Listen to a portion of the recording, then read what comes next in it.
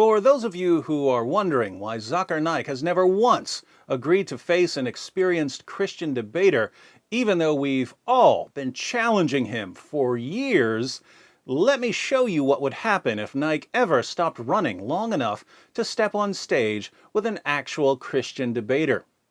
Naik's favorite argument is the Sign of Jonah argument he mindlessly copied from Ahmed Deedat. And that book of Jonah is one page. Book of Jonah less than 2 pages. When they threw Jonah overboard, was he dead or was he alive? When Jonah was thrown overboard, was he dead or alive? The storm subsides and a fish comes and gobbles him up. A fish comes and gobbles him up. Dead or alive? When the fish swallows him up, was Jonah dead or alive? On the third day, the fish vomits him on the seashore. Dead or alive? The fish vomits him out. Jonah comes onto the shore. Was he dead or alive? If he died, no miracle. If he dies, no miracle. Alive, alive, alive, alive. Alive, alive, alive, alive, alive. So it's a miracle of a miracle of a miracle. Miracle of a miracle of a miracle of a miracle. Now, Jesus' point is obvious to anyone who isn't desperately trying to reinterpret the Bible to make it line up with Islam. If you get swallowed by a giant fish in the middle of the sea, you're not coming out. If you do, it's a miracle. Similarly, if you die, if you get swallowed by Sheol, the abode of the dead, you're not coming out. If you do, it's a miracle. So Jonah escaping the fish was a miracle. Jesus escaping Sheol was a miracle. Pretty straightforward. But Muslim apologists love to twist Jesus' words to support their religion, so they insist that the only possible meaning here is that Jesus wouldn't die. Jonah was alive in the fish, so Jesus was alive in the tomb. Now, what's wrong with the interpretation of Naik and Deedat? Lots of things, but one of the most glaring problems is that Jesus calls their interpretation satanic. I'm willing to lay this down as a rule. If someone says something, and there are two different ways to interpret what he says, but he specifically calls one of the interpretations satanic, the interpretation he calls satanic is certainly not the correct interpretation. Jesus mentions the sign of Jonah twice in the book of Matthew. He refers to the sign of Jonah in Matthew 12 and again in Matthew 16. Naik and Deedat always quote the passage in Matthew 12. Why don't they talk about what Jesus says in Matthew 16? Let's find out. Matthew 16, verses 1 through 4. The Pharisees and Sadducees came up, and testing Jesus, they asked him to show them a sign from heaven. But he replied to them, "When it is evening, you say, it will be fair weather, for the sky is red. And in the morning, there will be a storm today, for the sky is red and threatening. Do you know how to discern the appearance of the sky, but cannot discern the signs of the times? An evil and adulterous generation seeks after a sign, and a sign will not be given it, except the sign of Jonah." And he left them and went away. So the sign that Jesus would give them is the sign of Jonah. What is the sign of Jonah, according to Zakir Naik and Ahmed Deedat? Muslim apologists want us to believe that Jesus was telling the Pharisees and the Sadducees that he would survive crucifixion, be placed in the tomb alive, and then come out of the tomb alive. Let's read some more. Same chapter, verses 13 through 17. Now, when Jesus came into the district of Caesarea Philippi, he was asking his disciples, "Who do the people say that the Son of Man is?" Jesus' favorite title for himself was the Son of Man. And they said, "Some say John the Baptist, and others Elijah, but still others Jeremiah, or one of the prophets." He said to them, "But who do you say that I am?" Simon Peter answered, "You are the Christ, the Son of the living God." And Jesus said to him, "Blessed are you, Simon Bar-Jonah, because flesh and blood did not reveal this to you, but my Father who is in heaven." Notice, Jesus asks his disciples, "Who do you say that I am?" Peter answers, "You are the Christ, the Son of the living God." If Jesus were a Muslim prophet, this would have been a really good time to say, "Whoa, what's wrong with you, Peter? Why did you just call me the Son of the living God. Don't you know that God can't have a son because he has no wife?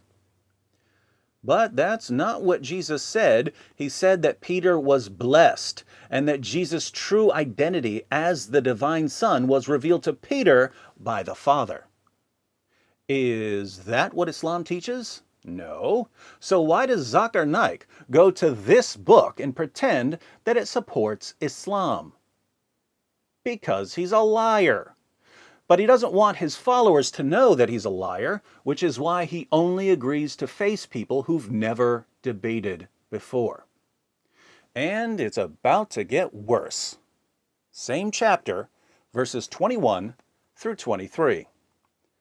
From that time, Jesus began to show his disciples that he must go to Jerusalem and suffer many things from the elders and chief priests and scribes and be killed. Yes, Jesus just said that he's going to Jerusalem and that he's going to be killed and be raised up on the third day. Now, watch what Peter does. Peter took him aside and began to rebuke him, saying, "God forbid it, Lord, this shall never happen to you." Peter here says exactly what a Muslim would say. "No, Jesus, you don't know what you're talking about. You're not going to die." And how does Jesus answer him? But he turned and said to Peter, "Get behind me, Satan. You are a stumbling block to me, for you are not setting your mind on God's interests, but man's." Why does Jesus call Peter, his most trusted disciple, Satan? He calls Peter Satan for saying that Jesus wasn't going up to Jerusalem to die. Now, Jesus clearly isn't saying that Peter is literally Satan. He wouldn't want Satan as the leader of the apostles. And he's not saying that Peter is possessed by Satan. I don't think Satan knew how God was going to use the crucifixion, so it wouldn't make sense for Satan to oppose Jesus' crucifixion. Jesus is rebuking Peter for opposing the gospel. Peter called Jesus the Son of the living God. So Peter got that part right. And Jesus said that that was revealed to him by the Father. But when Jesus tells Peter that he's going to die on the cross and rise from the dead, absolutely essential for our salvation, Peter says, "No." And Jesus replies, "Peter, you don't know whom you're serving right now. By focusing on worldly things and not paying attention to what the Father is doing through me, you're opposing the gospel." And he calls Peter Satan. Think about this. When you acknowledge that Jesus is the divine Son of the Father, Jesus says that you're blessed and that this was revealed to you by the Father. But when you say, Jesus never died on the cross, Jesus calls you Satan. Which one of those categories is Zakir Naik in?